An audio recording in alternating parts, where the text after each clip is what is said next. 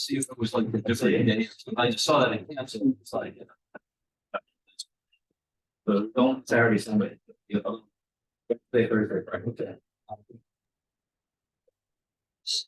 Well, each plan is, there's a hundred about. Yeah. Yeah. I love that. I saw that. Yeah, so we are working on something. They have profit, but they don't have it. It's all in that. I think. Yeah, so it's a little bit of organic story. So it's.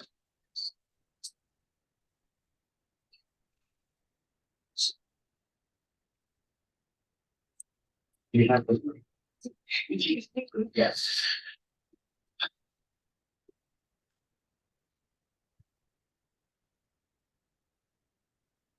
Yeah, there's actually a wine museum within the range. It's kind of creepy.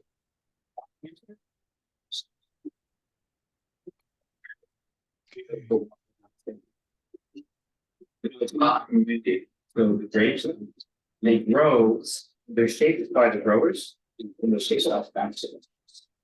Really, yeah, it protects them from the wind, and then the leaves protect it from the sun. Okay, let's see what we got here. So is that helpful here? So it just gives it a good. It helps. Right? Otherwise, they do have to. Because when I always call it terror, the terror.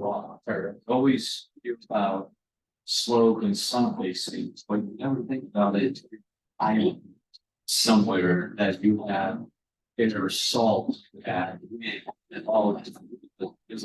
Yeah, the salt doesn't be bothersome too much because that's way elevated, right? It's called there a volcano. Salt not even a problem. So we're is it sticky organisms At the top. Yeah, fine, but we're talking like greater than 1,000. I don't know. I think it's.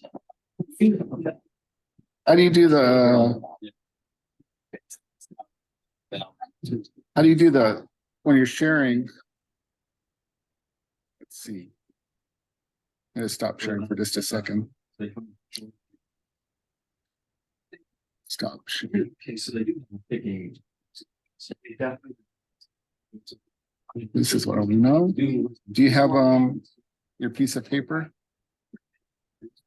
and a pencil? Do you have a pencil? No, that's fine. Here, just you have your phone? Yeah. Just go ahead and join the meeting.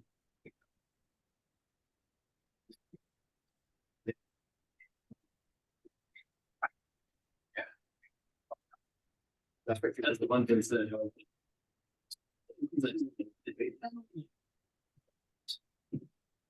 Like see the breaks. Yeah. Just like if you want to do long back. And then you drink it, and you put down there. Spirits and everything. There'll be an online version. Yeah. It's like. So, you don't need like. I'm sure. Okay, yeah, in regular cadence, or it's just. So, you got some of that exported Greek wine, do you? Okay, so here's the thing. I cases. He said, okay, and I said, we covered it. Then, the resolution is very good. 20-year high. Yeah, I didn't get it. Wasn't like, oh my God, wow. Not for people. Italy, e-commerce shipping notes? Oh, really? It's like 2 cases. Probably my mistake. From different places. Yeah, there's always wound up doing 2 locations, maybe 3, but doing 2 or 3 days, hub and spoke, stay at one spot. You're into the city. Now, nice to meet you. Yep. Watch my fingers to that. Yeah, they like it. It's unintimidating. It's like a friend. Or are you in a meeting? Mm-hmm. Oh, I'm I mean, sorry. if you say, oh, we're buying tasty. Yeah. The cabbage. Probably guess that you want to have it there it is, or you can mix a little seasoning with it. Probably could This is the follow. vendor. Yeah. Not some fancy. Yeah, well, You know? already we have one, this one. Baking can. Well, not would be perhaps.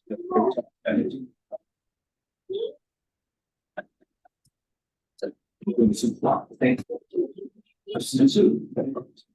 Well, I can do that. I have.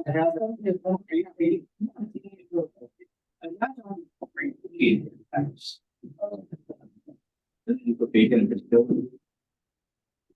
You cheese all cheese. But you like anything? Tell the truth, I'm not making a good cheese like that. It's cheap, but you guys gotta go.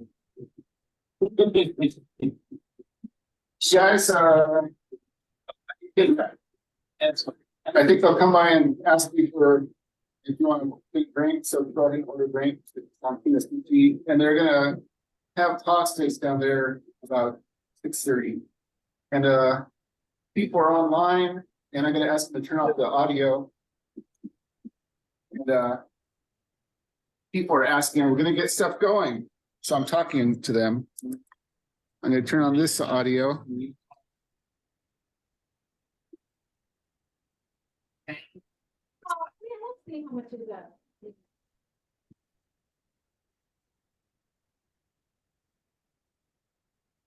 They aren't letting you uncork it? I think they're from OLTC rooms. Trust me, OLTC. Hello, can you hear me in there?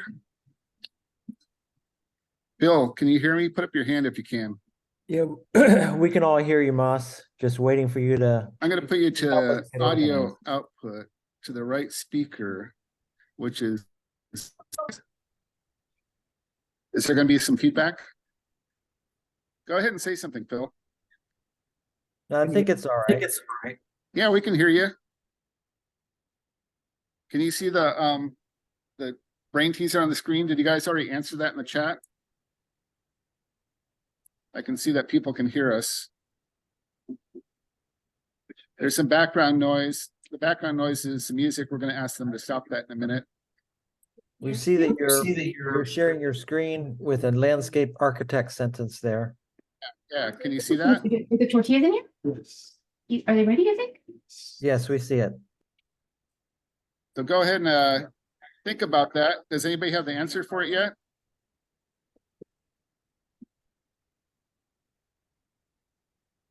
And we're still getting here started. It's a.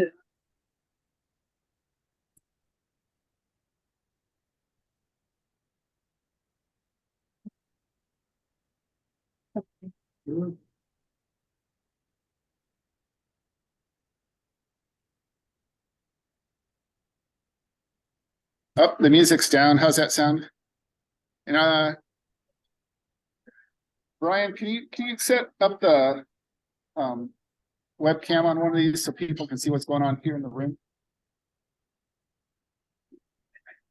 And everyone online, yes, as Philip mentions, can you mute yourself if you haven't done so already?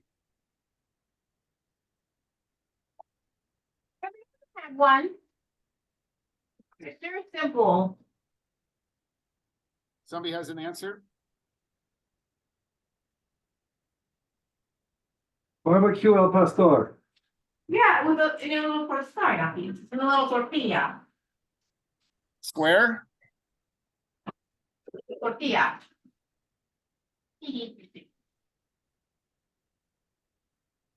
Okay, I'm gonna hold on just a second.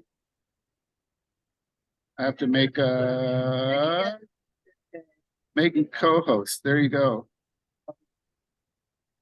There you go, Phil. You can help run this.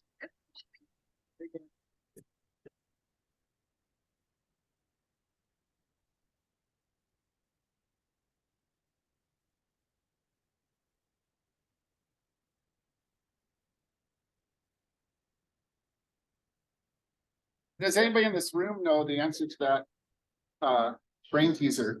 Have you looked at that? Probably some sort of diamond shape.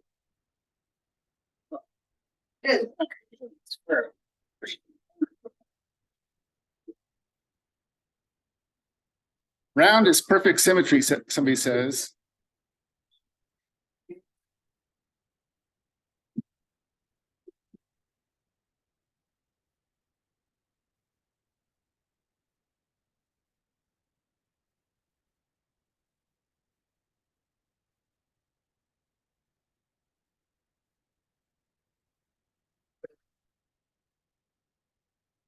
A circle.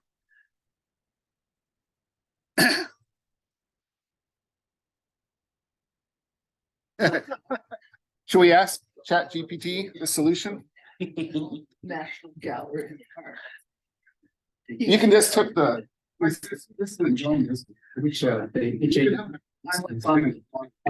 correction, I would best think. Hey, Moss.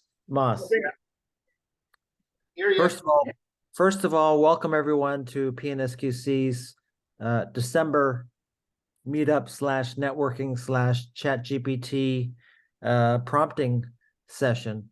Moss, why don't you introduce, let us know how many folks are in the room and introduce how you plan on structuring today.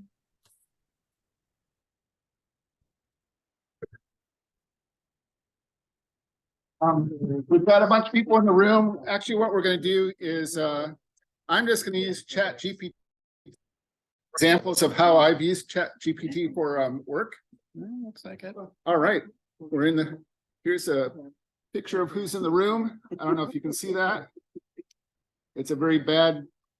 You've heard of Steadicam. This is an unsteady cam. So I'm going to use ChatGPT.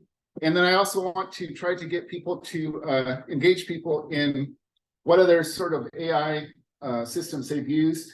Maybe you've used Bard, or maybe you've used the Copilot for GitHub, or maybe you've used some other ChatGPT. And I've set up some other laptops around here, and people that are online can also share. But I just wanted to go through some of the examples that I showed first. We're actually using ChatGPT for not just generating text, but for generating stuff that you might do in your daily work. So I guess I can get started here. Did you have any questions first, Phil?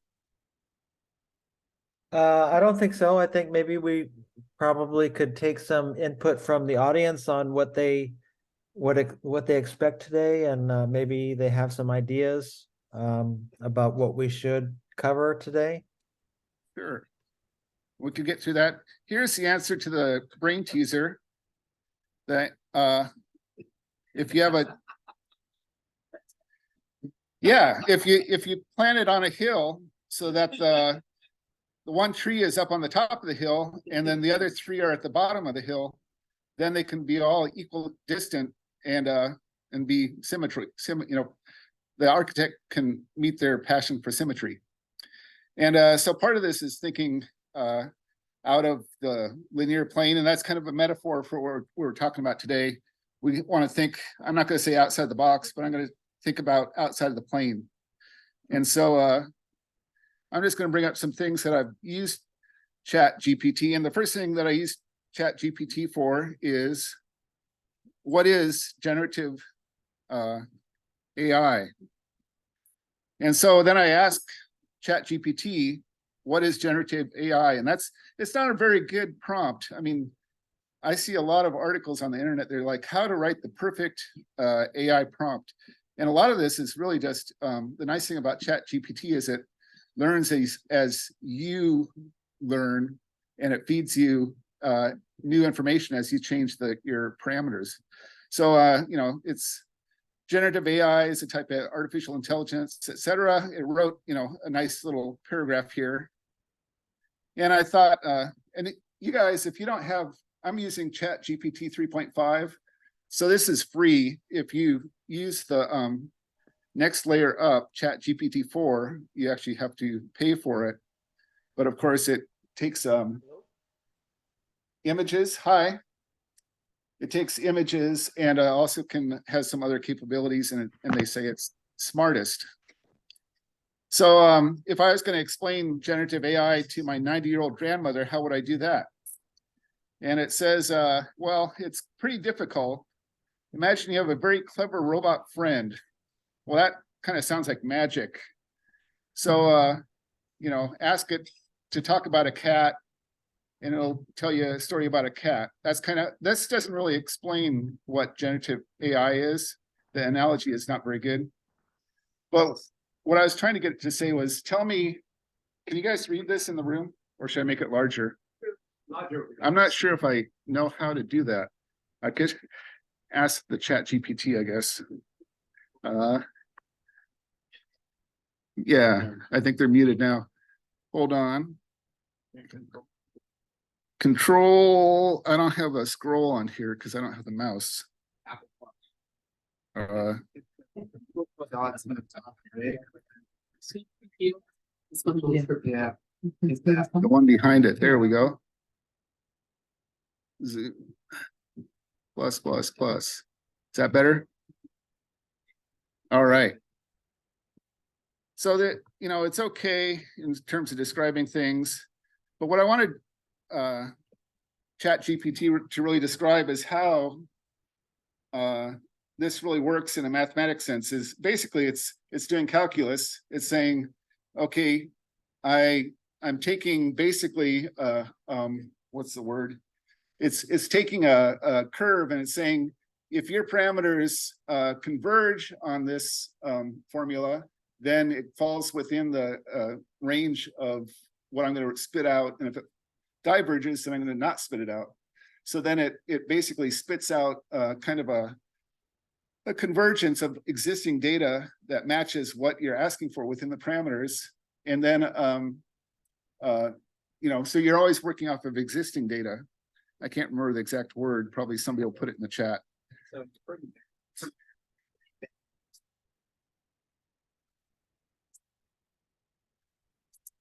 That's true. If they're saying, if you wanted ChatGPT to write an article about Ronald Reagan, for example, it's only based on data after the internet. And so it will not have a ton of data about Reagan, you know, earlier data, probably.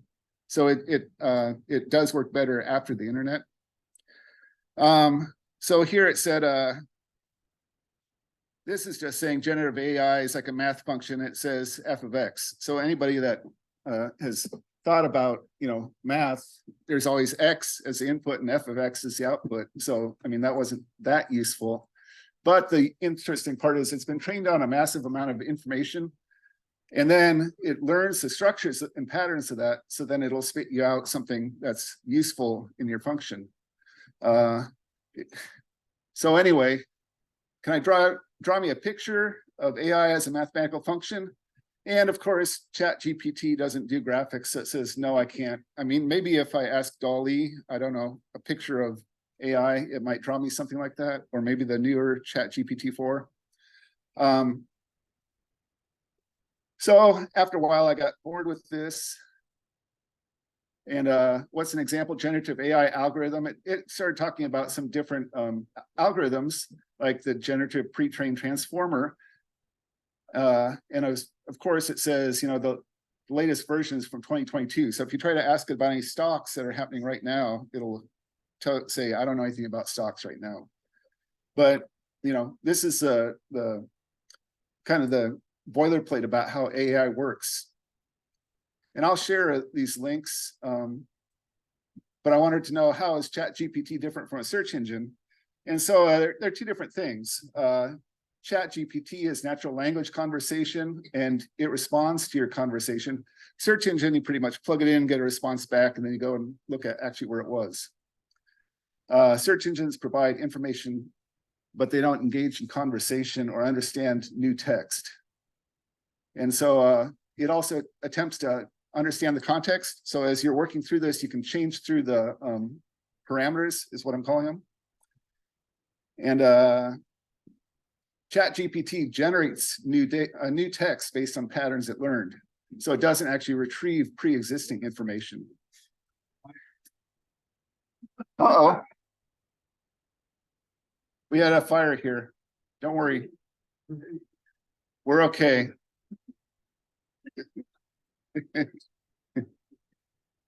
And ChatGPT, it says, is well suited for handling unstructured information. So I'm going to skip down a little bit more about what it's talking about, and I'm going to go to this other. Here, I'm going to actually hide this for a while. And I said, okay, well, can you write a product comparison for, let's say, 2 products, for example? Compare Azure DevOps requirements management with Jira. That's something that your boss might ask you to do. Like, why should we use Jira versus Microsoft's DevOps? And so then ChatGPT just spewed this back out to me. And I don't know if this is 100% correct, but for the most part, it got the general gist. And maybe my boss would then say, okay, well, this is a good high level thing, but can you tell me how it works for us? And we'd have to drill into that more. But it does say, you know, if you're going to do some work, you might as well get it jump started by ChatGPT and say, okay, compare these 2 things. That was exciting. So then I went and I was looking at some article, and they're talking about Burp Suite as a tool for security. And I wanted to know how would you use Burp Suite as a tool for security? And I don't know anything about Burp Suite. But then I went to, and I said, I need to run a security test using Burp Suite against a website. And I'm picturing the website is an external website that our company is running. Can you give me an outline for what I need to do? And so the difference here in this is, you know, a search engine would probably just say, okay, here's an article about Burp Suite, and it might be from the vendor, or it might be on Wikipedia, or it might be who knows what. But ChatGPT is kind of generating this. The thing is, as it generates it, it's generated on existing data, so it might not be correct. So that's something to think about this. And if anybody wants to, in the room, can jump in and mention anything. I don't know if did you get it on any of these? The meeting? Is the meeting up? So if anybody else wants to look at there or bring up ChatGPT or chime in, that would be good.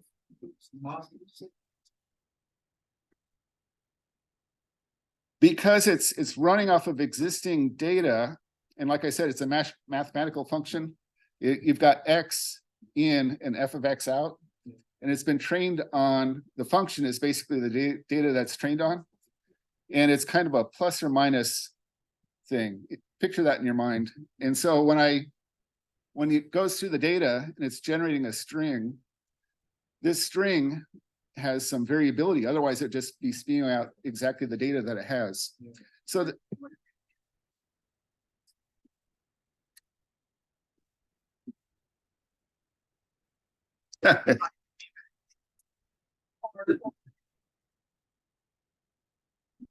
Seen slide, you could do association, is that what this is? Like, as it's going through, it could be a strong association, or it could, you know, whatever. Yeah, I remember the phrase I was thinking of was Markov chains, where with a Markov chain, like for example, let's talk about the Beatles song that they did. You could use AI to generate a Markov chain of the Beatles song. The less loosely you set the parameters, it will probably just come up with a Beatles song that already exists. If you loosen it, it'll come up with something new. How much you loosen it depends on, you know, the parameters that you're setting up, but also it's how useful it is, you know.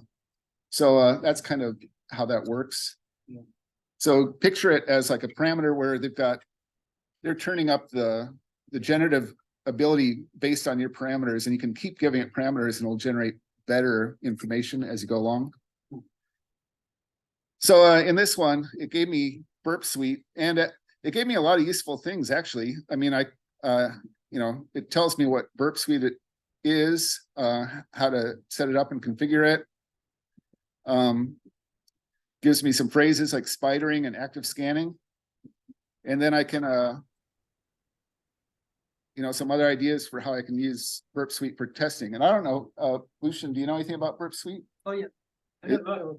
Do you think those things would be useful? Some of this text? Manually inspect input fields for vulnerabilities like SQL or SQL injection? Okay. Manipulate parameters, headers, and cookies to test for security issues. It does that. And use burps various tools such as repeater or intruder for manual testing. It can do that. So yeah, it's 66% correct. Yeah.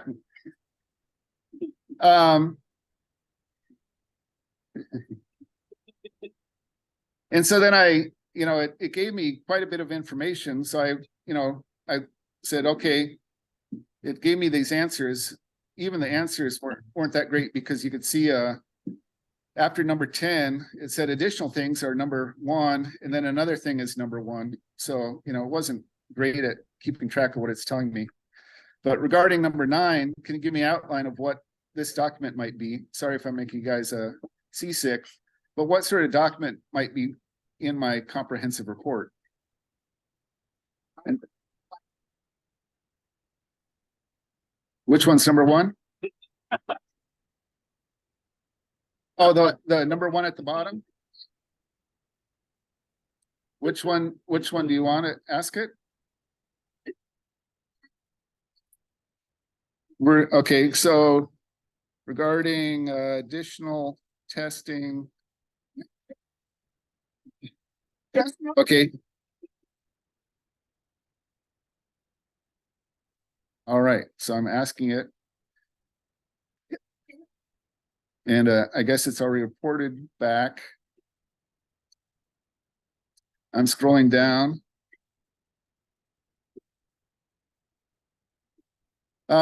So that went to number 1, the very first step, not the later ones.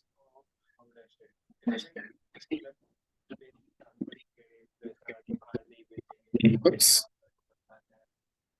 Yeah, Bill, can you mute them, please?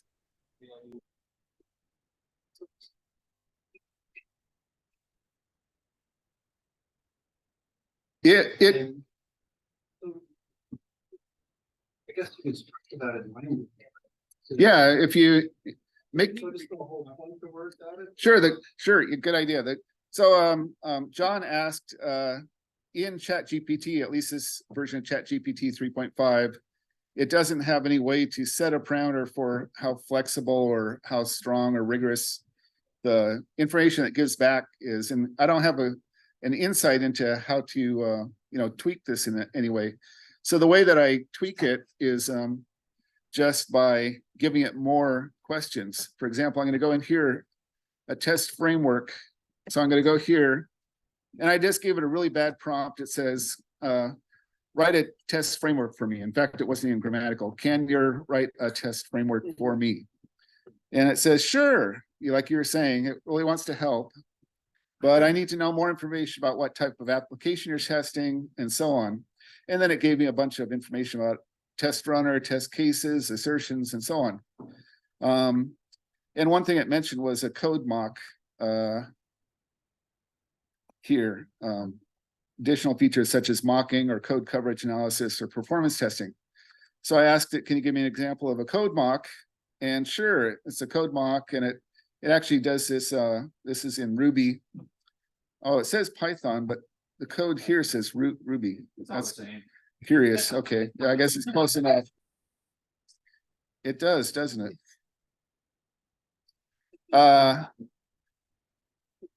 Here's an example of code mock in Python, and the nice thing about this, I've been playing with it. The nice thing it does is it sets up the things that I always forget to do at the beginning. Which units to include, which tools, and just kind of names things, something bad like my service that I can say, oh, I can come up with a better name for that. Yeah, do something, call the API, define a mock, and then here it is, actually test it. And so this is a good stub, to start with. It's not anywhere near polished, but it'll get me started. And something like that would save me 10 or 15 minutes because it's like, okay, I'll be thinking about things and I'll just say, start this up for me. And then it does it.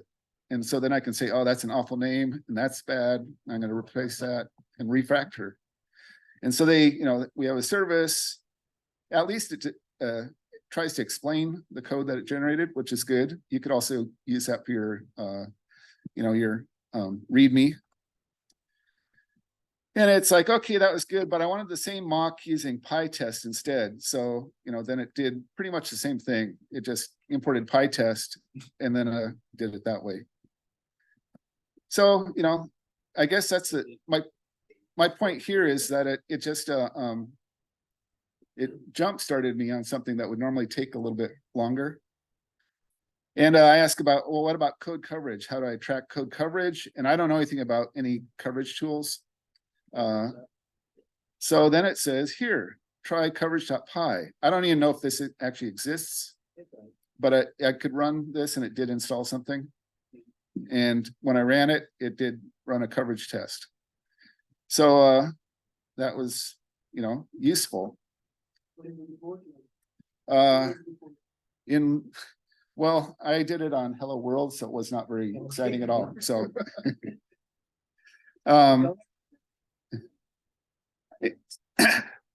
but at least it gives you, here's a pip install, run it and generate the report and then look at it as HTML. And then I said, okay, well, because I was just doing it all on this, it's like, okay, here's a Hello World, install the coverage and run it. And then here's how you'd run it. And here's what you'd see. So it was something similar to that, not very exciting. So that's just an example of getting it spun up for test framework. Here's an example. I gave it a different thing. I have a secret code. It's a pretty simple, it's a substitution cipher that I found out of an old comic book. And ChatGPT was going to say, that's intriguing. I'll help you with that. And so I said, here's the cipher. And usually, a substitution cipher is pretty simple. It's, G equals A and H equals B, so on. Yeah. Well, even then, I mean, doing this stuff, I didn't know the key. All I knew was if you had the Superman ring, you could decode it, and that's about it. And so it's like, I don't know what the actual code, answer is, and I could probably figure it out by, through grunt work. And ChatGPT says, oh, it looks like you provided a message encoded in a substitution cipher. And so let's try to decipher it. And it guessed that this is original, and this is the shifted. Funny enough, it actually did guess the key. It was a shift of 6 since G is replaced with A. And then it gave me this answer that is not the answer to the code at all. Caesar code used to encode the message. I don't know why it gave me this. If you look at it, the code itself is 2 characters and then 5 characters and then 3 characters. And Caesar code used does not match up to anything there. So it was totally wrong. And I said, I didn't even give it any more information. I just said, can you do it again? Sure. And it told me the same thing again. And then it did a totally different shifted thing. And it came up with this answer.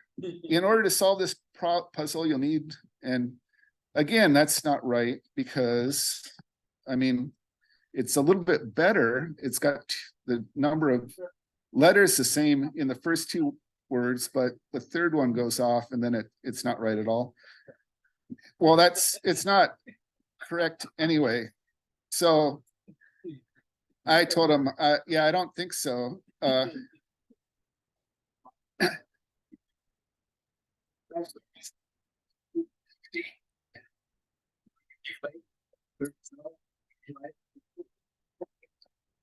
So, and it kept trying to help me.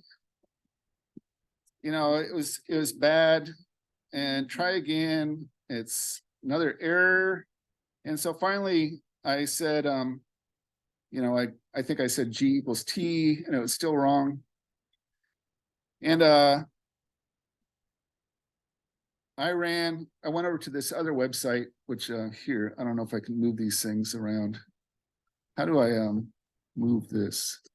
I don't want to close that. So I just went to this website instead and posted it in here, and it actually just decoded it for me. And then I gave it the answer in a ChatGPT, and I said, the actual answer is, I tried to give it a picture. The actual solution is, at first, new tasks are hard, but practice finally makes them as simple as ABC. And then it said, oh, yeah, that's right.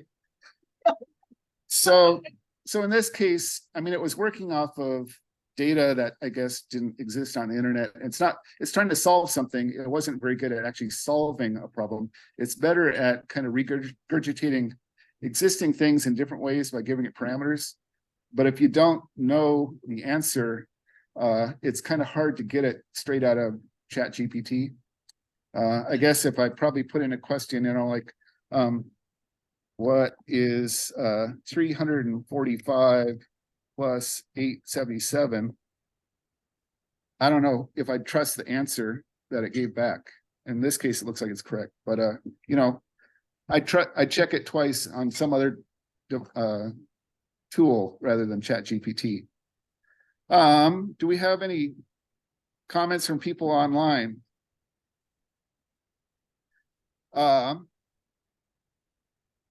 Yeah, hey Moss, this is Phil. Hi, Thanks Phil. for giving us an intro on kind of the capabilities of what GPT can do for us. I'm wondering if we could I'm thinking that most of the folks here are, testers or software quality engineers or software developers and so on. And maybe we could take a little, say 5 folks and what they have used Gen AI for and what their experience is, and we can use that as a takeoff point for going forward. I mean, I'm thinking, okay, well, what good is this stuff for me as a software person? What can I use it for? So if some folks can possibly raise their hand and say, hey, I've used it for XYZ and this is what I found. And then maybe we can dig deeper and get into some good ways to prompt and some bad ways to prompt, or better ways or worse ways to do some prompting to help us get what we want. So does anybody want to raise their hand possibly? And I can give a little bit. I had a recent experience with this just a few months ago as I was developing a curriculum for an upskilling course. And I thought that this would be a good time to say, well, this tool is available. I'm curious to see how well it works and what it does.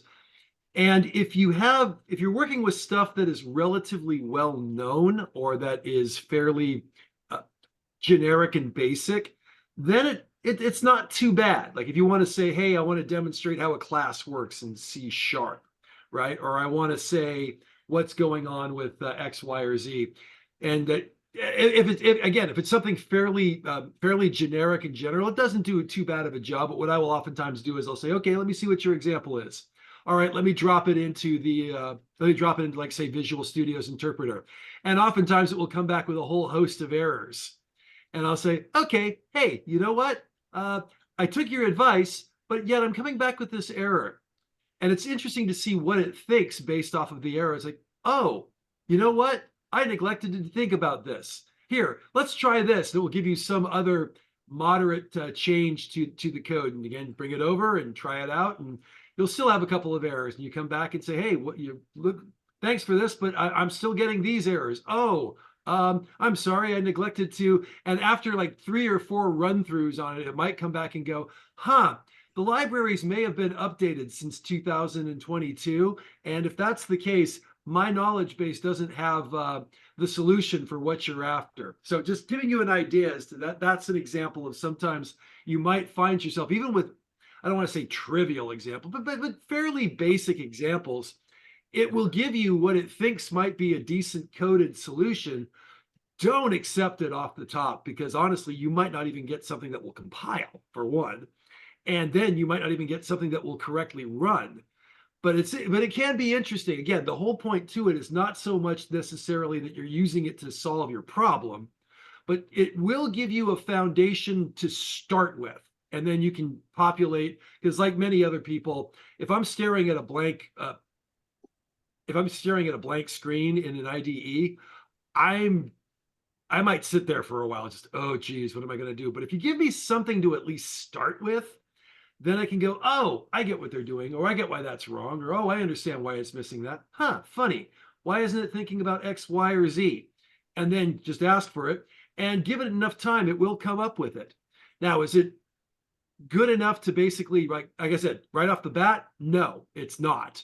But it is something that if you play with it a bit and you coax it a bit, you might come up with something that is workable that you can then expand on or work with later on and refactor. So if you're somebody who struggles to get started, or it's difficult to generate some ideas to get off the ground, it's actually kind of cool, but you will have to babysit it. Yeah, so let me ask a follow-up question there, Michael. So what prompt did you use to get out what you were trying to get out? What was your prompt? Okay. Well, first thing that I said was, imagine that you are developing, I was actually looking at this from the perspective of, imagine you are using this page, and I would give them, say, a URL, right? I say, based off of this URL and based off of the underlying HTML code that is present in this, could you give me a suggestion as to how I might be able to construct a page object model that will allow me to access the various elements on this page? Question mark. Hit enter.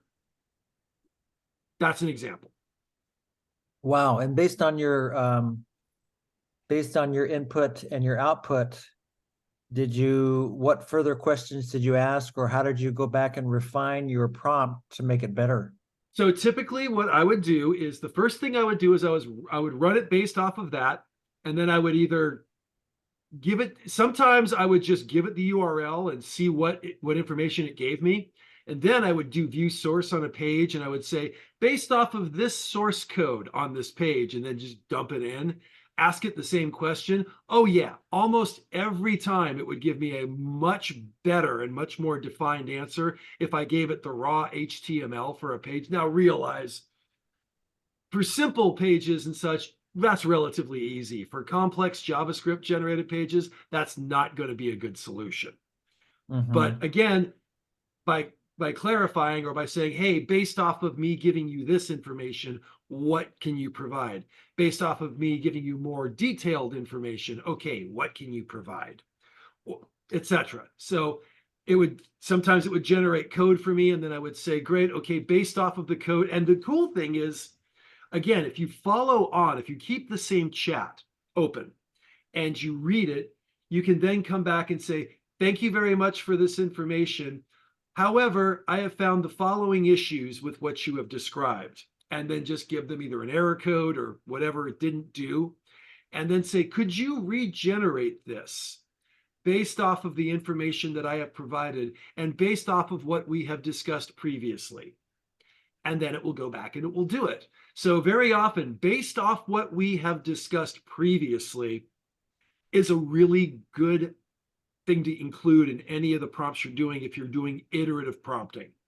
Now, if it comes down to trying to find something that's going to work right out the box the very first time, a little bit of trial and error for that. But honestly, if you have a chat and you're willing to spend some time with it, just say, thanks for the information.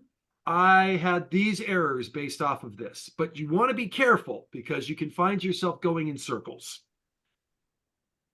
Okay, great. John I has think I think John Burley wants to chime in and share some of his experience. Sure. John, Can you guys hear me? Yes. Okay. So I would actually have said most of what Michael has just said in my experience.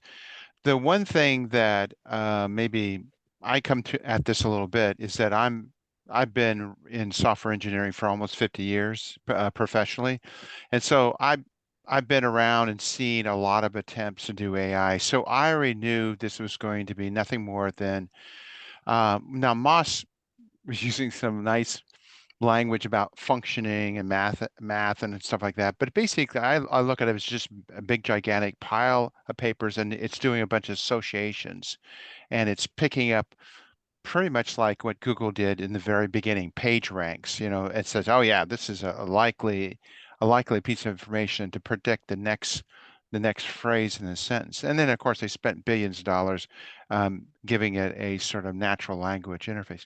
But so what I did was, so I came to the table like Michael, very sort of critical, suspecting, and I just I took the tack that I'm just going to help it. I'm going to try to help it. And what I'm thinking of it, using it as a more of as a an advanced search engine. And so I don't forget this since I said the word search engine. One of the things I have liked about ChatGPT is I don't get any of those ads. You know, I'm not assailed by thousands of little ads and pictures of things I don't want to look at, because that's what I've been doing. I've been asked, I can actually mine a lot of data by just giving it certain sort of knowing that it's going to be sort of dumb and have to sort of help it.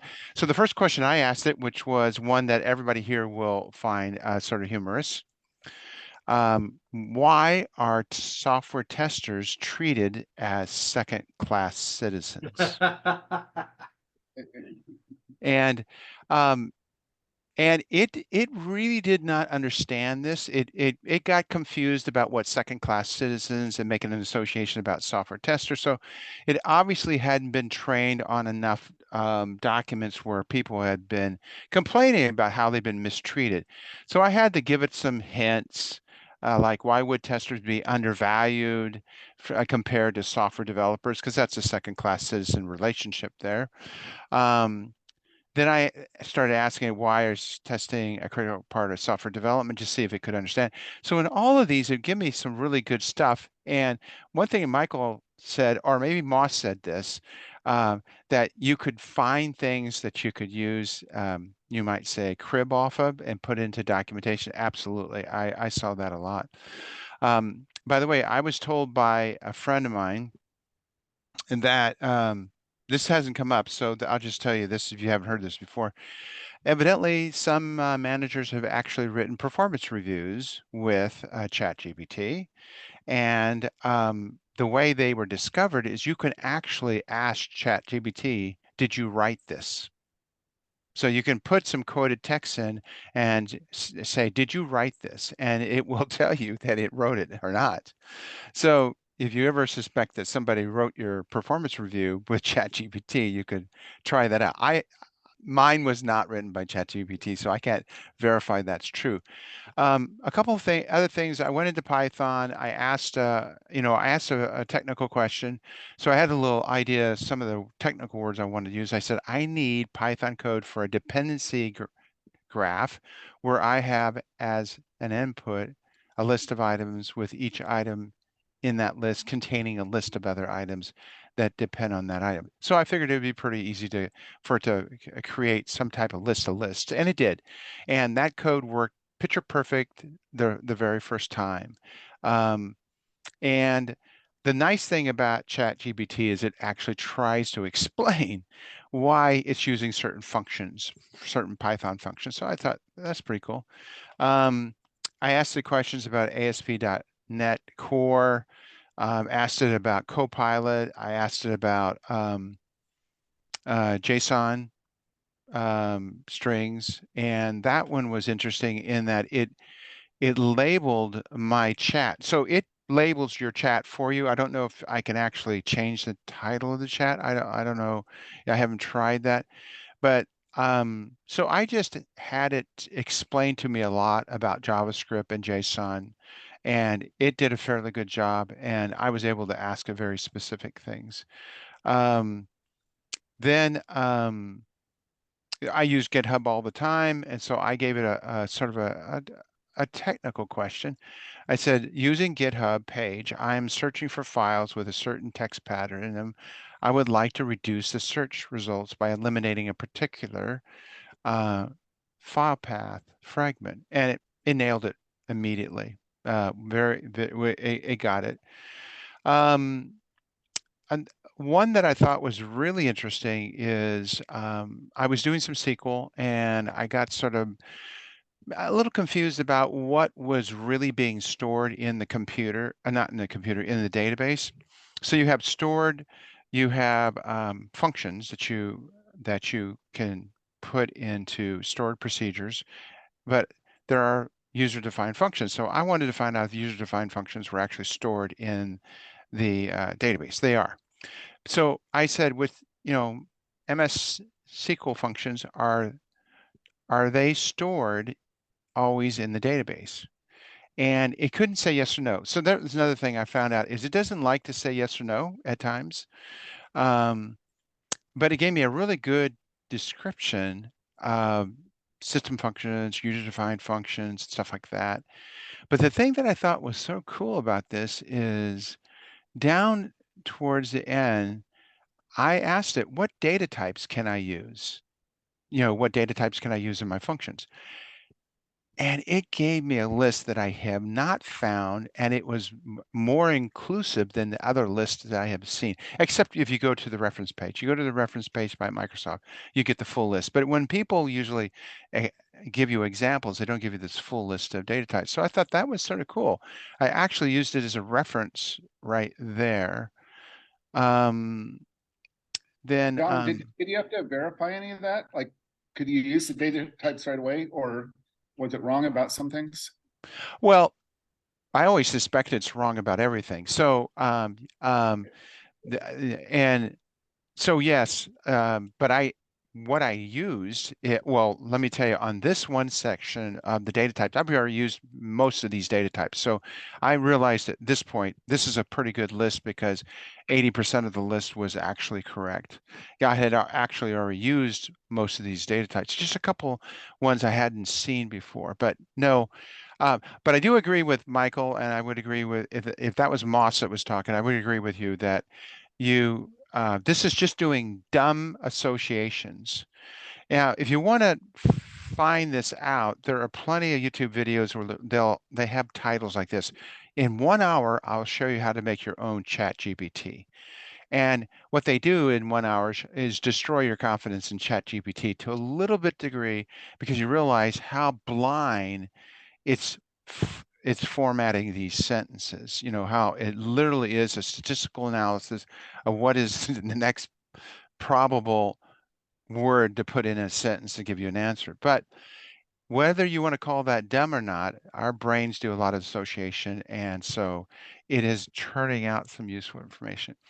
I'll leave you with this one last one. In fact, it's actually a little, I'm going to give you what I was hoping would be that ChatGPT would answer, but it didn't.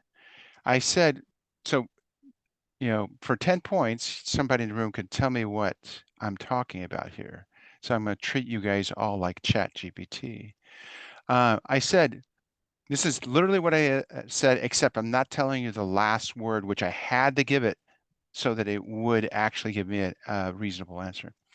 I said, welcome to, quote, the pit, quote, comma, the wolf pack is always present. Does anybody know what I'm talking about? Say it again. Movie The Hangover? No, it could have been the hangover. But where would we be located when I say the pit and the wolf pack is always present? I would say that it has to do with maybe a stadium and a sports team. Yeah. Well, so there's a lot there. So back to what Moss was saying that this was trained after the internet started. I don't think that's totally a good explanation of this. I think it's basically the fact that there just wasn't enough articles on the Atlantic and World War II when basically the German U-boats, wolf packs, were basically picking off shipping in the Atlantic, and that's what I was referring to. when I gave it the additional word of WW2, it nailed it. It understood immediately at that point. So that was a good example where its associations would have been to, it would have been picking up sports teams. It would have picked, it picked up other things about wolf packs and to actually explain to me about wolves being in packs and things like that. But as soon as I gave it the clue World War II, it actually nailed it fairly good. And so that's where I'm talking about you have to give it a clue because it is just doing a dumb association, you know, a billion pieces of information or Yeah, multiple thanks, billions. John. Sure. Thanks, John. I think that the clue is really maybe context. And I was looking at the chat, and it seems that Mark Benson has a pretty interesting question of ChatGPT there, and it's quite a lot to unpack in his prompt there. Mark, maybe you can kind of pick out the elements of the prompt and help us to understand it, and maybe give us your experience in terms of what would be basically good prompts. Well, Jason Arbon is totally the expert here. So everything I know probably I've learned from him on Medium. I let me get to a little sheet that I've got. So as far as prompts go, I think that it's really critical to one, start with who am I? So in that example, let me bring it up. I said like I think I said I was a senior. Sorry. Okay. Okay. So normally I would say you're like a senior test architect, or you're the best software tester in the world. And then what am I going to do? So here I said, using the following defect, design negative test scenarios, which I've had pretty good success extracting from different LLMs. And I use a whole bunch and look at what's different and select that and then start building on it. So who am I? What do I want? And then I like to add the tone. So in this, I thought, well, Phil Liu, owner of ExpoSoft, include that's the tone I want. So Phil's got some stuff that's published out there and would be part of how it would construct the results. And then include, so how do I want it? And then I'm saying I want detailed steps, data, the expected results, and then here put it in table format. And then I start giving it this basically what it's going to work with. So I go on and provide the defect, the summary, description, all the stuff that it would need to start applying that prompt to it. And then presto magic, I'll take a look at it. And it really comes down to, do you have expertise in knowing what a correct answer is? So it'll get you super fast to 97.3% of what you want if you give it a good prompt and good material to work with. And there are certainly prompts that are connected to the internet. So if you want it to work with, live info that's out there, you need to use a prompt or a LLM that can just work with the internet, up-to-date information. And with that, it's really up to your imagination. We use it at work. We train other people on it. I made the choice not to try to go into other people's lanes of work, but just to stay in the software testing arena. And we have a shared prompt sheet that we just keep adding to, and we have kind of a way of communicating that once a week in a team meeting. People will do demos of what they've had success with. And for us at work, it's kind of like a certain part of the team is really into it, all about it, uses it every day, all day, like me. Then there are people that just are not interested. And there's kind of this middle ground of people that are very curious and starting to learn, but in a way don't get it. And I think the only way to get it, is to personally use it and go out there with people that are kind of on the cutting edge of publishing content, see what they're working with. And there's lots of prompts out there, tons and tons and tons of prompts, but you want to pretty quickly make the jump using that framework that I described, or other ones that are effective. There's other ones out there that are good in your context at work, and proofread. The more expertise you personally have, the more value you're going to get out of the LLMs. But I would tell everybody, use a bunch of LLMs. Don't just be a ChatGPT guy. Like, really use a bunch, and you'll start to get a feel for where some are strong for you and others are fairly useless. Thanks, Mark. This is Ian Key for those of you that can't really see me in the room. I have a few kind of tests that I personally did because I wanted to understand, since it's a natural language model, how good really is it at natural language before I use it for something at work. And, you know, I don't have a lot of training in linguistics, but I am bilingual. So I was thinking to myself, well, you know, any sentences is formed from words, so I have to understand words. And then the words are chained together, so I have to understand syntax. And then finally, it can process information and do something that might actually be useful to a professional. So I started kind of my tests with, Phil would appreciate that, you know, in today's China, you know, there's a lot of pressure for people to get married and have family and stuff like that. So apologize to me for using this term. You know, there's a term called 剩女 that means basically women after about age 28 or 30 are considered leftover. So there's a term 剩女 that means leftover women.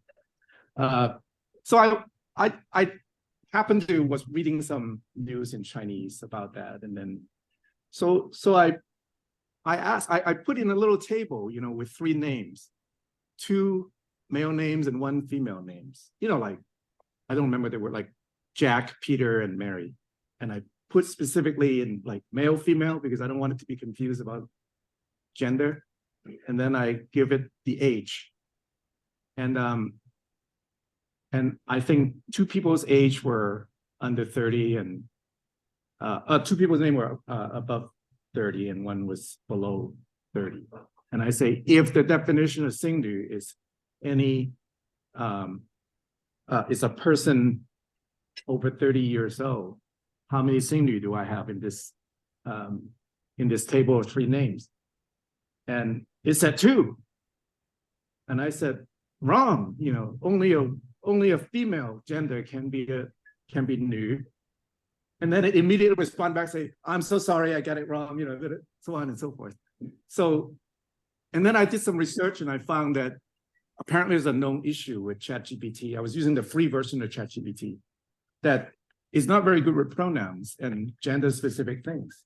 So that's pretty darn important for those of us that work in government, if it somehow is gender insensitive.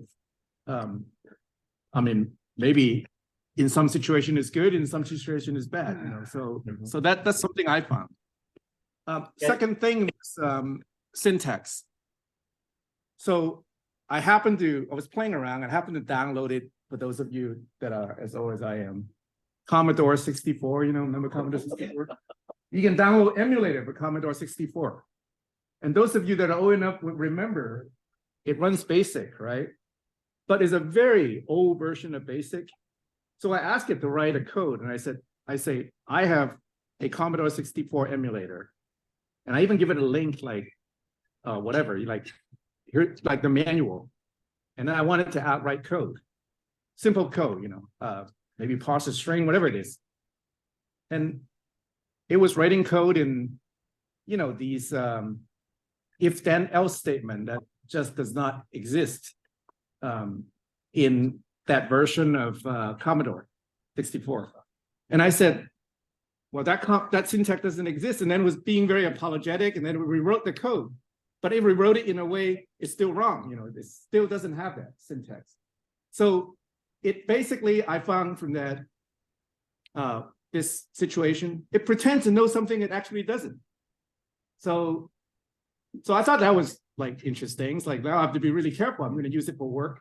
So my work situation was I was going to compare 3 contents management systems for web deployment of websites. And I was basically comparing SharePoint, Drupal, and WordPress. And what I found was when I was setting up the prompts, I can pretty much coach it to say whatever I want. I mean, that's pretty problematic. So I want to, Mark's kind of making comments about with these association. It associates a lot with what you're saying, and it aims to please. And it try to make you happy. And sometimes it doesn't know something and to say it would. And then sometimes it even get individual words wrong. So be very careful when you use it for work. Yeah, I have to agree that you can. So this is the thing. If you keep telling it it's wrong, you're able to create scenarios where it can't add 1 + 1. There's a lot of humorous stuff published on that, and for us at work, we definitely stay within our domain of knowledge. When I've had the opportunity to teach it or to speak at an AI conference, not a testing one, but an AI conference. And inside that, we were, if you have that 10,000 hours of experience, as in blank, you'll know immediately when it's wrong. Like immediately inside of where you're an expert, you don't have to get upset at the LLM because it gave you a wrong answer. Just kind of move on. For us, once we start to get correct content, we'll build and build and build. I generally go 12 prompts deep until I've got something that I want to extract out and work with. So it's just kind of, we're learning, right? We've got a huge prompt library that's pretty effective inside our context, but it would be worth nothing without people that have been doing software testing for most, a good part of their career. I would agree with that. And in fact, I've done the same thing. I haven't got anything useful until I'm at least 10 prompts in, and I keep refining my prompts as I go, giving it more hints and clarifying things. On one program, I actually asked it to dereference something, which was not a term you would use in Python, but you would use in C. It understood that, which actually surprised me. But I would agree with that, Mark. I was going to jump in. This is Moss. I was going to jump in for a second. FizzBuzz is I don't know if it's a typical programming interview question, but I ask it to, ChatGPT to write FizzBuzz in BASIC, and it wrote this, and it's good. It uses mod. It's okay. And I said, can you rewrite it in Python? It's okay.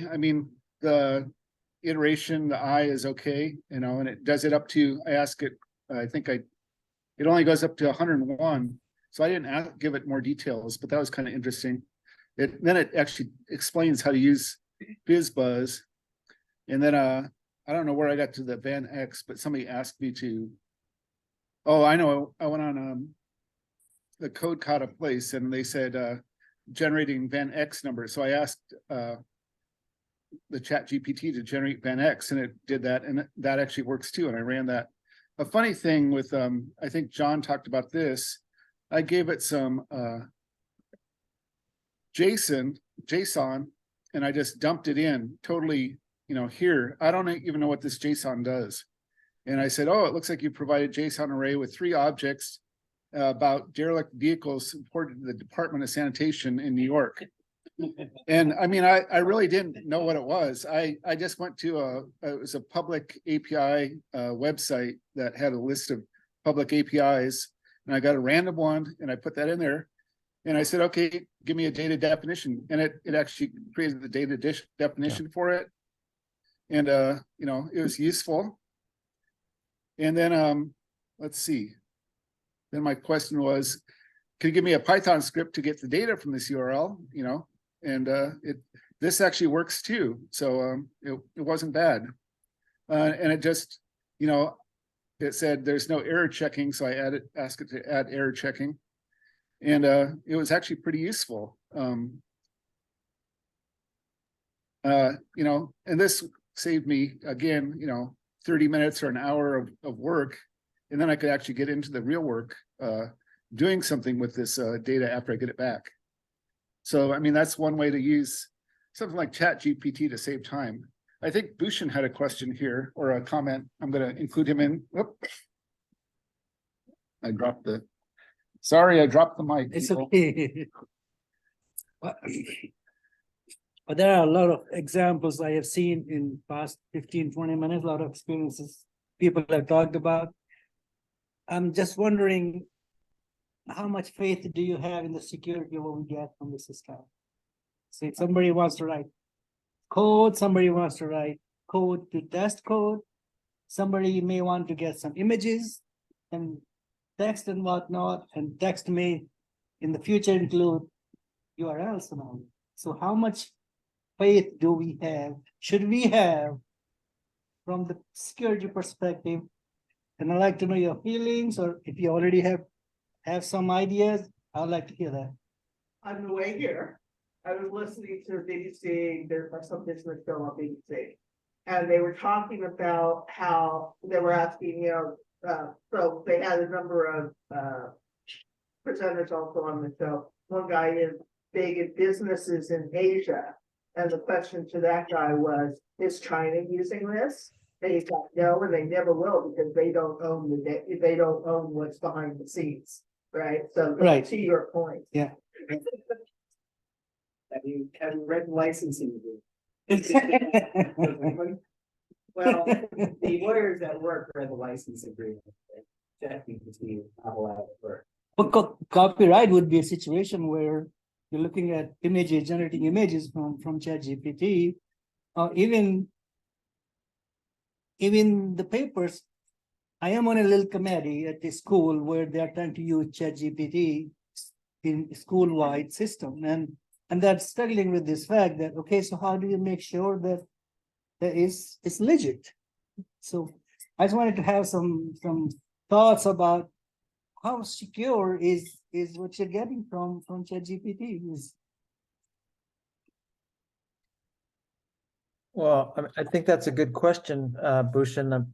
It kind of just brings up the notion or the thought or that generative AI is good for some things and not good for other things. And you see on the internet a lot of folks picking on the things that it can't do well, and maybe security and maybe is one of them. And you always have to. Another analogy I heard was generative AI is one of the tools in our toolbox, right? So you certainly don't take out a Phillips screwdriver for a straight head screw. But I think that Mark brought up one interesting thing about, and Ying Qi also brought up implicitly, is that you really need a lot of expertise to evaluate the output from Gen AI as well. And I was wondering, Mark, how many hours do you have in? Are you up to 9,999 yet? No, I don't think anybody is, because that's like 400 and some odd days. Somebody can check it, and ChatGPT just turned 1 year old very recently. Yeah. So nobody does. And Okay. that also only applies if you're doing the right thing for 10,000 hours. So anybody who tells you that they're an expert is clueless. And we're really kind of on this discovery phase of trying to figure out how best to use it at whatever it is we do. Yeah, I think some of the other what I got out of just a minute ago was that 10 prompts, 12 prompts to get to what you want. And I think that's really interesting. I'm not sure that everybody has gone at that deep level.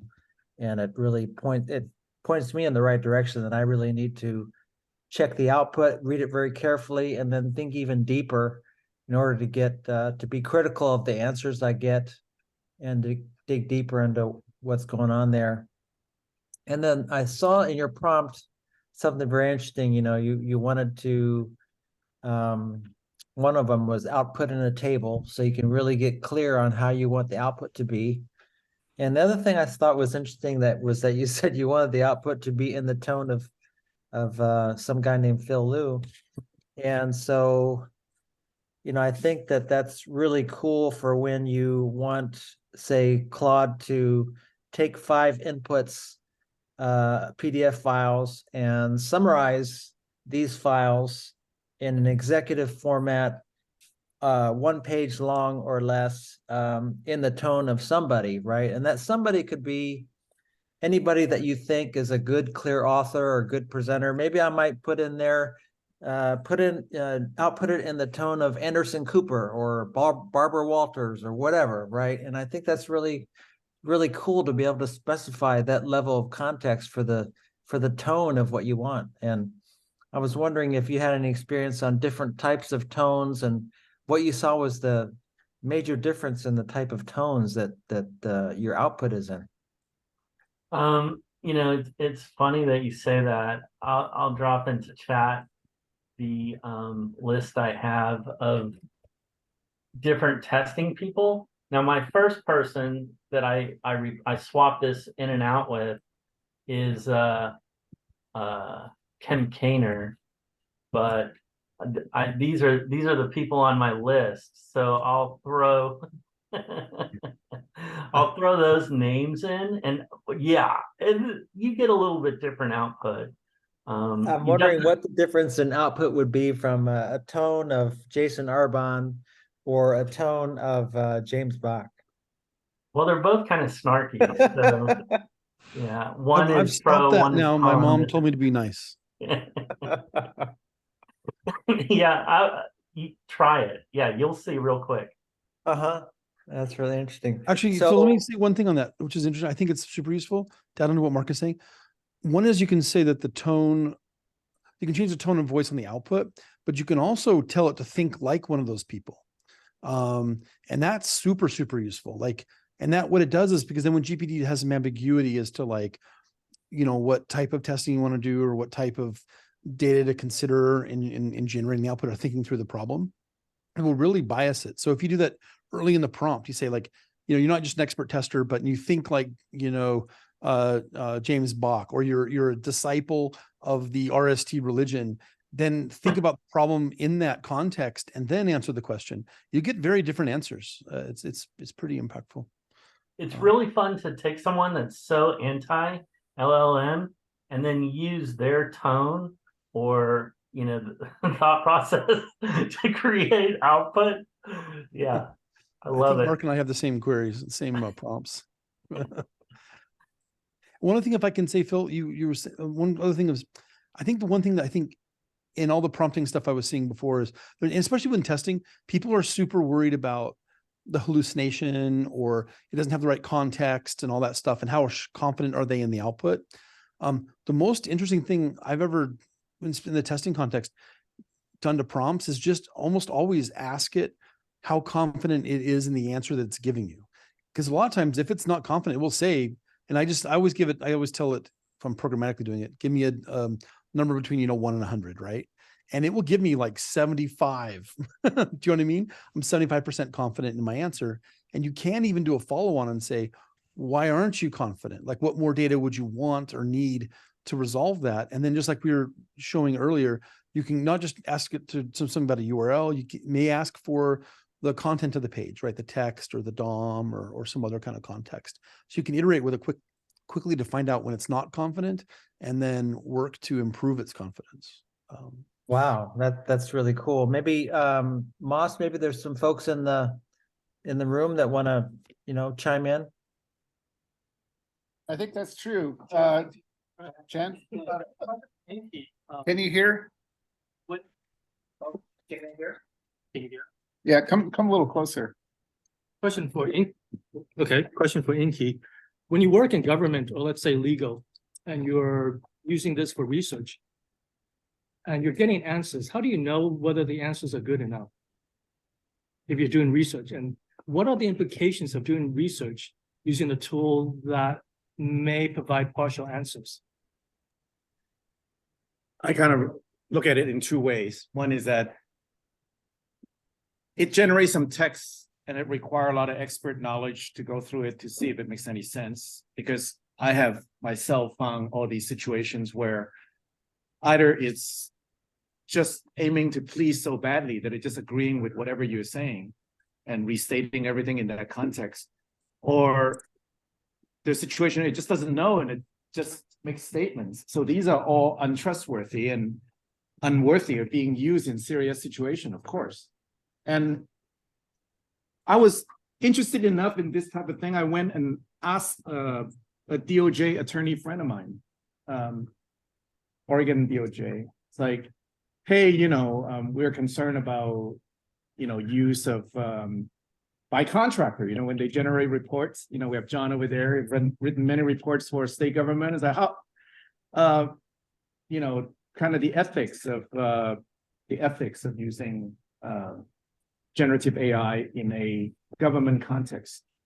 And I explained to her that, I have a lot of concern about really the lack of what scientists will call lack of a priori first principle understanding of what it's doing. It's like in law, you have to really demonstrate intent. I mean, just because the system is a black box, you don't know if it's doing something that has underlying reasoning or training because the people's prejudices and whatnot is actually doing something unlawful. And my DOJ attorney friend said something very interesting to her, based on what she's read with AI, generative AI, so it amounts to what she said, circumstantial evidence. Mm-hmm. And the fact that it's circumstantial evidence means that if you want to disprove it, especially in the court of law, all you have to demonstrate is specific situations where it's just wrong. And so therein, and a colleague of mine and I wrote a paper in last year's PNSQC about certain consideration in AI when you're using it in serious situations. You simply have to be aware that it's statistical correlation, and the title of our paper is that AI is the modern astrology. I mean, so all need to be aware. When you don't have first principle a priori knowledge, it is like black magic, things that are akin to total lack of rigor and potential built-in prejudices that are illegal. Holly has a question, comment too. So I've been listening to lots of radio and it's been weird this last week, lots of AI stuff popping up. So in Brazil last week, the parliament just passed a bill that turns out was totally written by AI. The guy that had brought it forward knew that, but didn't say anything until after it had passed on purpose to prove a point. So it goes back to your point, what's the beat? What's there, right? But if he agreed, so he read it.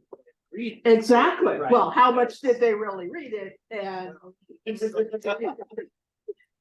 Well, I want to bring it back to our group, our community. Phil has, for a couple of months, pointed out that we may need a policy of AI use, generative AI use when it comes to our papers. And we looked at some policies for different organizations, universities in particular. Phil and I always have a liking of looking at, like, for example, what Cornell would require.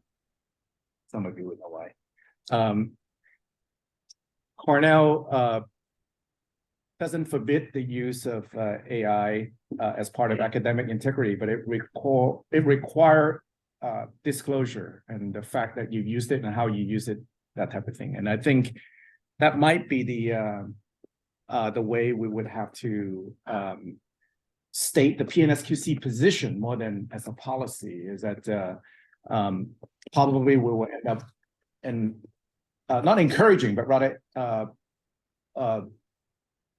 agreeing that is something that people is going to use. It's not preventable, but it might require disclosure. So that's it is something eminently relevant to just even what we do as a group. Well, there are two sides to it. Last year, a reviewer asked an author to run her paper through ChatGPT. And I'm not sure if I would agree with that, but she did that and she was happy the paper was better and the reviewer was happy the paper was better. But when we look at the policy, we need to think about viewer side as well, as opposed to the author's side. Just talking about how ChatGPT can generate text so well. I mean, I was asking about what is freight. That's a simple search engine kind of answer. But then I asked it about the last mile problem. And then I said, okay, this is all interesting, but it's kind of boring. Can you write a poem in the style of Dr. Seuss about the last mile problem? And it did this, you know, in the land of freight and shipping far and wide lies a problem that many can't hide, and so on, which, you know, we could take Dr. Seuss and then illustrate that. But it's just, you know, that's just an illustration of how you can use somebody's voice to kind of add influence to a document. I mean, I'm sure I could ask it to write the same poem in the style of Oscar Wilde or in Phil Liu's voice.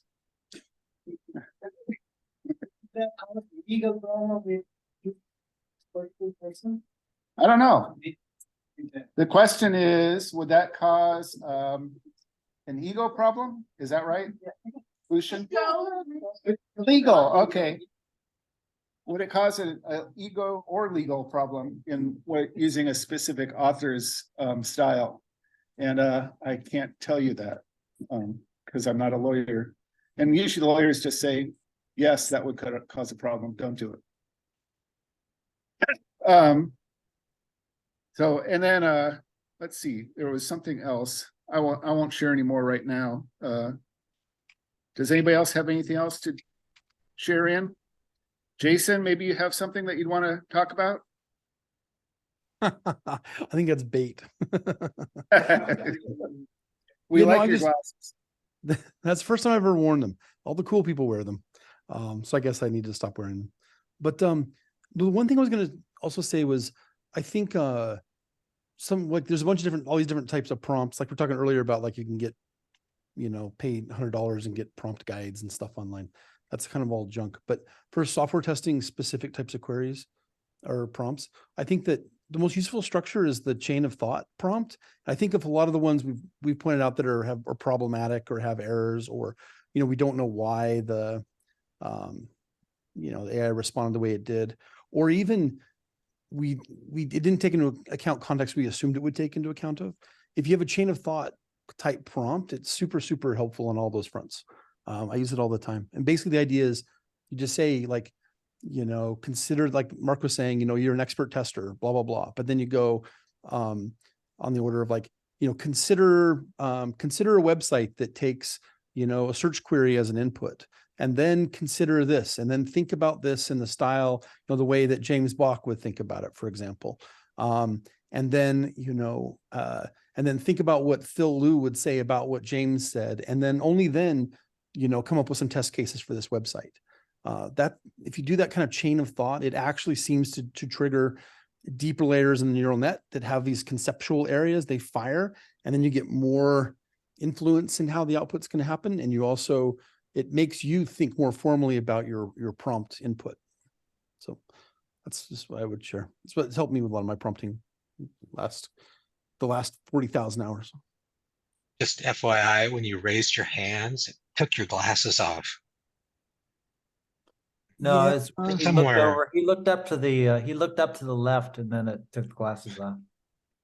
Yeah, that was just a glitch in the actual simulation matrix that we live in. Sorry.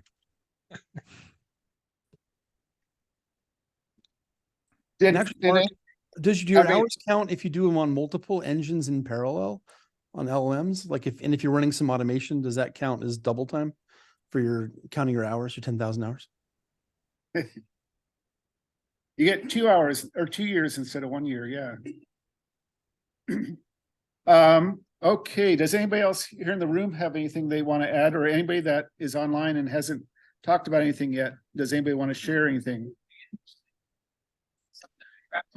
Come on up, John. Okay.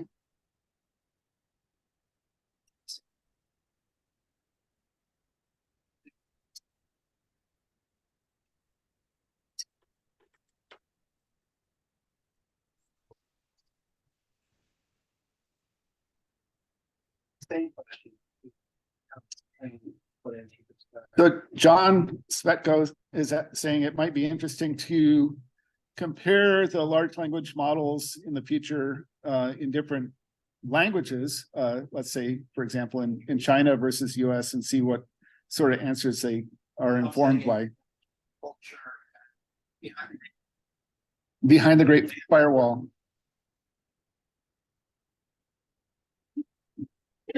My radio apparently EU is passing some regulation after 10 hours of discussion about AI and its use. So adding the EU into asking that same question, how would that decide the answer?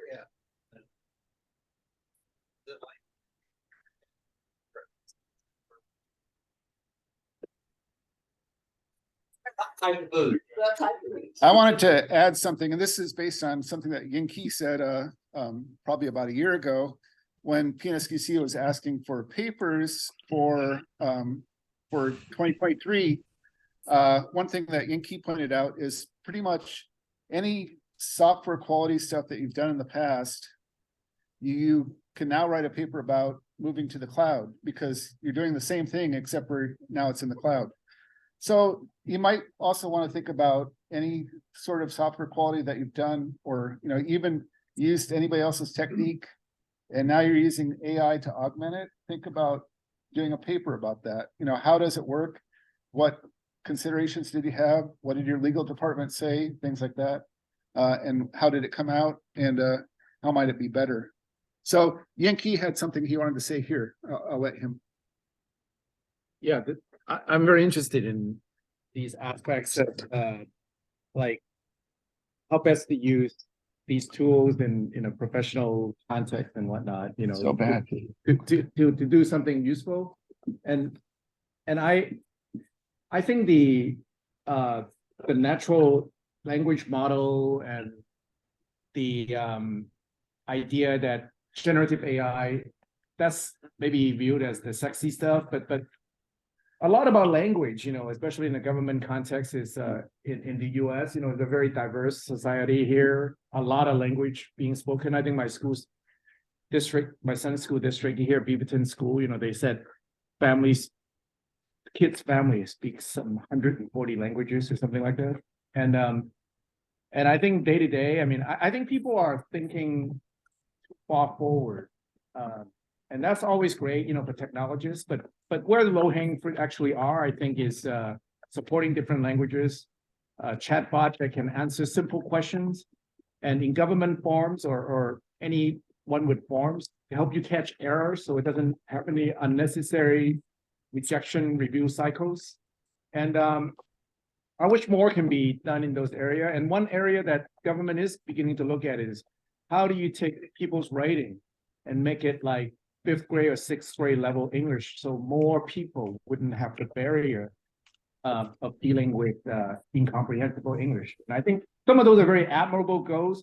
It doesn't require generative, predictive, anything. It's just trying to make life easier for what is basically a very diverse society. And And another aspect is the ethical consideration, you know, I mean, it was a very interesting question to say, well, if you have two AI kind of fighting against each other, who's going to be stronger, that sort of thing. Well, I asked a more practical question. I think AI-based facial recognition in North America probably work better on white faces, and those in China probably work better on Asiatic faces. And these kind of distinction lead to systematic problem, you know, in a diverse society like North America. You know, if you systematically and incorrectly pick out people of color, that is illegal actually. And how is that different from racial profiling? You know, those are the things I think people need to think more about. I believe is kind of the more simple, lower hanging fruits that actually pay good dividend for the effort. And it's all great society want to look at the more forward-looking stuff. I mean, that's how new technology get invented and all that. But application is about doing something useful, I think. Add something. I come from a background of writing code to test code, and I find that with the GitHub there is a Copilot. Copilot, you can now point it at your own repo, your own set of code as a source of learning. And many people talked about how context is the problem. What if you can say my code base? That's the context. So with Copilot, you can start a comment. I want to write a unit test that tests this function for this range of values. Hit enter. It's put the code in for you. And it's in the format of all the other tests. And you didn't have to write it. So that's been really cool for us. We do a lot of Cypress testing. And recently we've had to skip tests because they're kind of flaky and such. And I had to write a shell script to actually figure out what we skipped, because it's really getting out of hand, the amount of things that we're skipping. So I said, well, how about Copilot? It's got a chat section. Copilot. How many skipped tests do I have? And it thinks for a little bit, it spits out a sentence or two, a whole paragraph. It says, well, I don't know, but I see that there's a shell script here that you could run. It's the one that I wrote. And it says, and it told me not only what it was, but how to run it to actually come up with a number of skipped tests. But I thought that was just genius, that it was using the context of our own code base, things that you have written, to actually come up with the answers. And I think there's a lot in the future for that. It's like, yeah, we distrust the internet. But what about your own company's Google Docs or your wiki pages or Slack messages back for 7 or 8 years? What if that were the context of your questions and answers? I think then you got something really actionable. So just a shout out for Copilot. It really has accelerated, especially the developers, creating unit tests and Cypress tests at lightning speed. Thanks. Yeah, cool. Thanks. Oh, there's a comment from online. I don't know if you guys can read that back there. We're talking about several different things, using LLMs to help generate code, using LLMs to help generate test scenarios, how to test products that use LLMs. I think this talk today, the meetup, was about, not the last one, not about verifying large language models, but more about how to use the tool. And that goes back to the original thing, the brain teaser that I was talking about at the beginning. Just if you have 4 trees, how can you plant them all equidistant? And you have to think out of the regular plane. You have to think above the landscape and thinking about things that way. So how can we use AI as a tool to help generate the stuff that we need to do for work, like generating code, but also how do we trust it?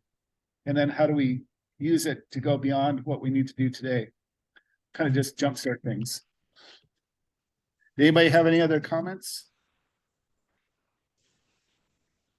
I think we're about done. I don't know if Phil is still on the meeting. Are you still here? Oh, Swap Neil had us an article. I'm going to share the Google document with all the comments that we have and the links in there so that you guys will get that later. And I want to thank everybody for attending. And if anybody has any comments, just drop that in there. And I guess we're gonna wrap it up for the online part. We'll have just a little bit of networking here locally. Sound good? All right. Oh, Mark had one. Are you clapping or raising your hand? You're clapping. Clapping. Very well. Excellent. Yeah, Excellent. great session. All Yeah, right. Thank you. One last comment. I posted the link for the submission of papers. We are open for submission of papers already for 2024. So if you got some ideas from today and maybe you want to submit a paper, that would be fantastic. Cool. Thanks for everybody who could attend, and also everybody for your tips about using AI for work and for fun and maybe for profit. All right. Thanks, everybody. Bye-bye. So